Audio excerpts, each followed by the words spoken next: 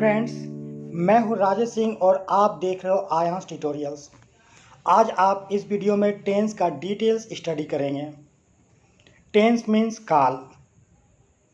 Tense तीन प्रकार के होते हैं: प्रेजेंट टेंस, पास्ट टेंस और फ्यूचर टेंस। और प्रत्येक का चार चार सब डिविजन्स होता है और इस तरह से टेंस 12 हो जाता है। टेंस बहुत ही इम्पॉर्टेंट चैप्टर्स है और टेंस को आप इस वीडियो में बहुत ही आसानी से समझ सकते हैं। गाइज, टेंस को समझने के लिए सबसे पहले आपको सब्जेक्ट, ऑब्जेक्ट और वर्ब को जानना चाहिए। वर्ब यानी कि क्रिया। हम क्रिया उसे कहते हैं जिस हिंदी शब्द के अंत में ना आता हो, जैसे आना, जाना, खाना, खेलना। और सब्जेक्ट उसे कहा जाता है किसी व्यक्ति के नाम या I we you he she it name. और ऑब्जेक्ट कहा जाता है शेष पार्ट को। गाइस, एग्जाम्पल, मैं फुटबॉल खेलता हूँ। इसमें आई सब्जेक्ट है, फुटबॉल ऑब्जेक्ट है और प्ले वर्ब है। और वर्ब का कुछ और फॉर्म्स होते हैं, V1, V2, V3, इस तरह से फॉर्म्स होते हैं। मैं फुटबॉल खेलता हूँ, आई प्ले फुटबॉल। यहाँ जो प्ले है वो वर्ब का पहला रूप है। मैं फुटबॉल खेलता था, ये आपका दूसरा एग्जाम्पल्स है पास्ट टेंस के लिए। तो मैं फुटबॉल खेलता था, इसका होगा I played football. Play verb 1 है और यहाँ प्लेड वर्ब 2 के तौर पर प्रयोग में लाया गया है। तो प्लेड आपका पास्ट टेंस में यूज हुआ है V2 के तौर पर। प्ले का पास्ट टेंस प्लेड होता है। गाइज, सब्जेक्ट, ऑब्जेक्ट और वर्ब ये बहुत ही इम्पोर्टेंट है टेंस चैप्टर के लिए और इसके बिना टेंस को नहीं समझा जा सकता है।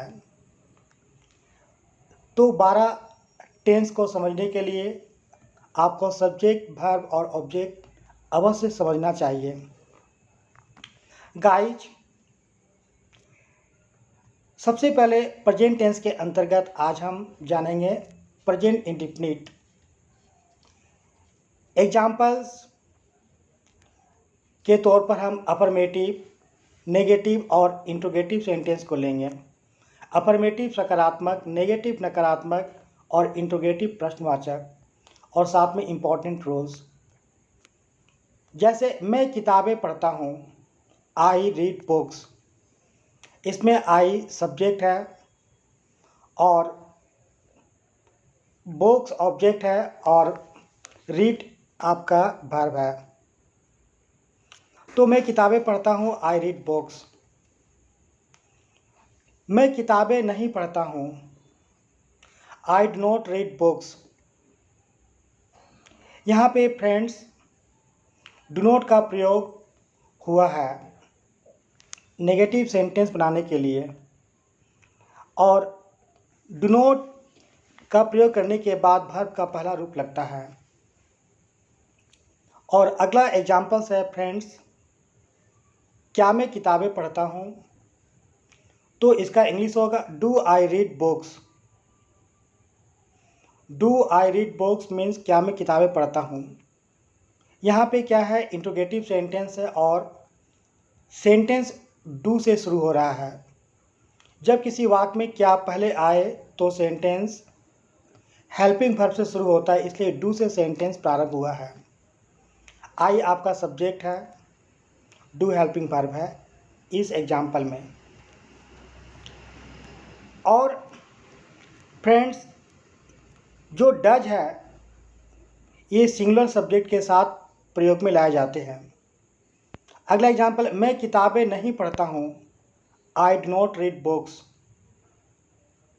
मैं किताबें नहीं पढ़ता हूँ, I do not read books. आई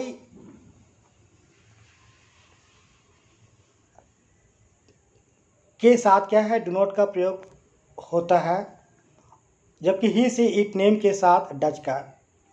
मैं किताबें पढ़ता हूँ, आई रीड बुक्स। मैं किताबें पढ़ता हूँ, I read books. He she it रहने पे आपका वर्ब के साथ एस या ईएस जोड़ा जाता है। Example, he goes to college. सकारात्मक वाक्य, नकारात्मक वाक्य और प्रश्नवाचक वाक्य आपने देखा। प्रेजेंट इंडेफिनिट का नियम, कभी भी कोई वाक्य हु से प्रारंभ होता है तो उसके साथ डू या डज का प्रयोग नहीं होता है। यह रूल आपको रिमार्क करना है। Example, who goes to college, कौन कॉलेज जाता है। हु मेक्स अ नॉइज, कौन हल्ला करता है। ये आपके इस नियम का उदाहरण है। नियम 2 है आपका, कभी भी वाक्य में डू और डज हेल्पिंग वर्ब के रूप में यूज होता है तो मेन वर्ब में एस या ईएस हटा दिया जाता है, यानी कि डू और डज के बाद वर्ब का पहला रूप या रूट फॉर्म का प्रयोग किया जाता है। यह आपका रूल 2 है। और फ्रेंड्स, पास्ट इंडेफिनिट टेंस को अब देखें। पास्ट इंडेफिनिट टेंस में भी आप सकारात्मक, नकारात्मक और प्रश्नवाचक वाक्य को जानेंगे और इम्पोर्टेंट रूल्स। तो गाइज, पहला आपका एग्जाम्पल के तौर पे हो सकता है, कोई काम हो चुका है।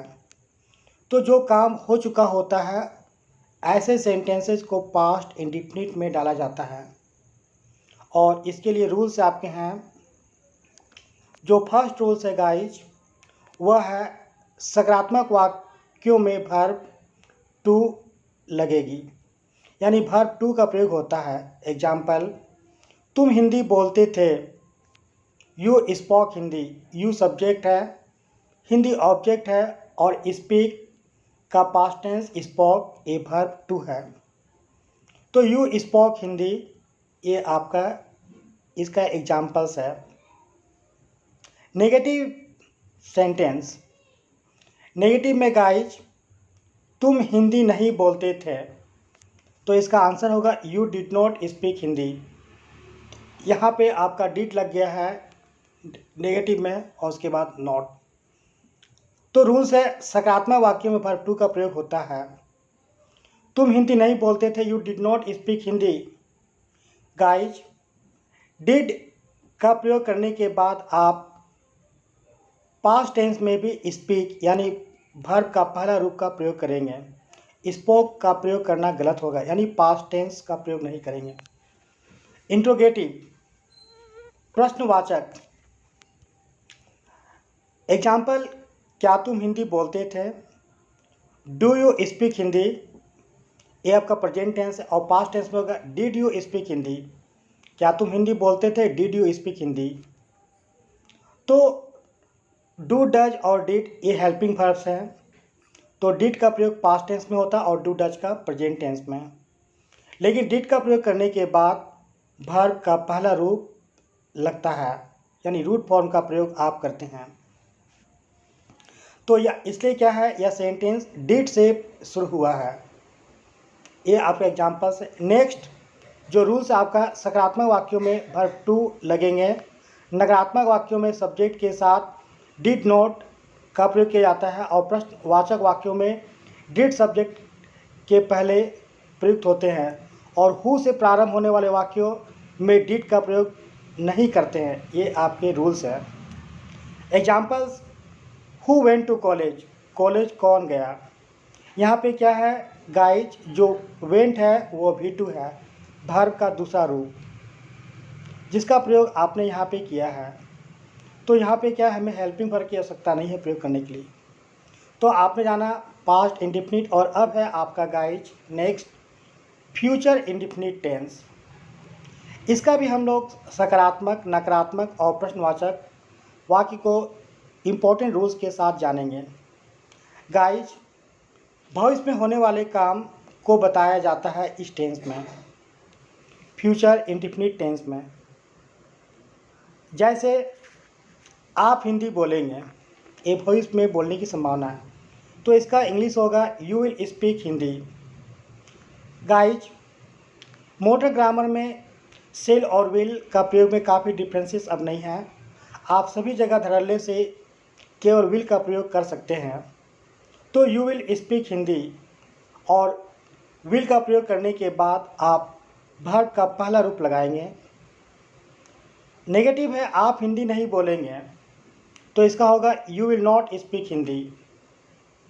केवल विल हेल्पिंग वर्ब के बाद नोट का प्रयोग आप करेंगे, तो ये आपका नेगेटिव हो जाएगा और उसके ठीक बाद आप वर्ब का पहला रूप यानी कि रूट फॉर्म का प्रयोग करेंगे। तो ये एक एग्जाम्पल्स है गाइज। और इंट्रोगेटिव सेंटेंस का एग्जाम्पल है, क्या तुम हिंदी बोलोगे, will you speak Hindi. Interrogative sentence जिसका जवाब आप हाँ या ना में दे सकते हैं, यस या नो में, उसे इंट्रोगेटिव कहा जाता है और वह हेल्पिंग वर्ब से शुरू होता है। तो फ्रेंड्स, आज आपने प्रेजेंट इंडेफिनिट, पास्ट इंडेफिनिट और फ्यूचर इंडेफिनिट को इस वीडियो में जाना, और नेक्स्ट टाइम आप प्रेजेंट कंटिन्यूअस, पास्ट कंटिन्यूअस आगे सारे वीडियो को जानेंगे। Thank you friends.